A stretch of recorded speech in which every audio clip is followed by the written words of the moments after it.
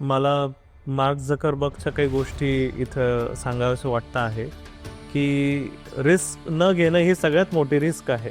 Just to give you an म्हणजे एक incident 2010 साली त्यांच्याकडे इन्व्हेस्टर्स प्रॉपरली नव्हते, तर एका मोठ्या इन्व्हेस्टरने पूर्ण फेसबुक विकत घेण्याचा निर्णय घेतला होता. Yahoo wanted to buy the company for $1 billion, and everyone on our management team wanted to sell it. आणि तेव्हा मार्क झकरबर्ग स्पिरिच्युअलिटीकडे वळाला होता आणि तो भारतात आला आणि म्हणजे हे त्याच्या मेंटॉरकडनं त्याला हे मिळालं होतं मॅम.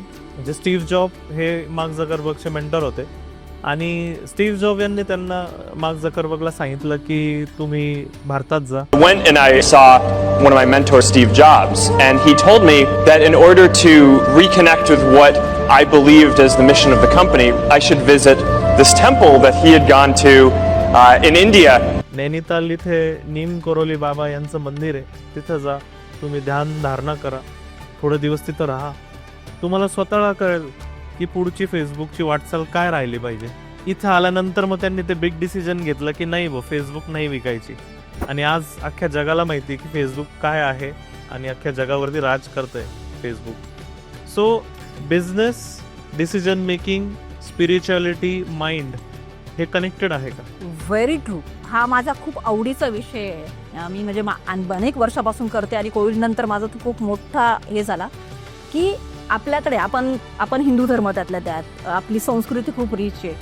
सो आधीपासून धार्मिकतेवरती खूप बोललं जातं, पण धार्मिकतेपेक्षा नाव आध्यात्मिकवरती आणलं होतं. म्हणजे स्पिरिच्युअलिटी ही प्रत्येक व्यक्तीला खूप महत्त्वाची आहे.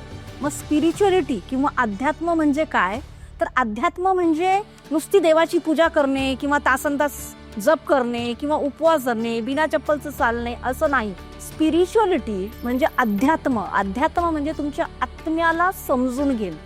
नाव होतं काय, बिझनेस करत असताना किंवा डिसिजन घेतल्यानंतर माणूस कन्फ्यूज का होतो, बिकॉज खूप सारी चिकचिक डोक्यात चालू असते. म्हणजे मी ही आयडिया काढली किंवा प्रोडक्ट काढला, मग त्यांना पैसे लागतील, मॅनपॉवर लागेल, ब्रँडिंग लागेल, मार्केटिंग लागेल, मग हे चालेल का, याला चांगला रिस्पॉन्स मिळेल का. So there are lot of cures चालू असतो.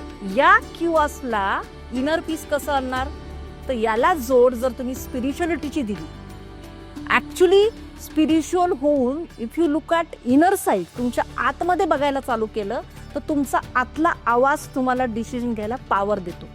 म्हणून एंटरप्रेन्योरचे डिसिजन कधी चुकतात, जेव्हा त्याला इनर पीस नसते. आणि प्रत्येक व्यक्तीला जर इनर पीस पाहिजे असेल तर त्यांनी स्पिरिच्युअलिटीची साथ घेतलीच पाहिजे.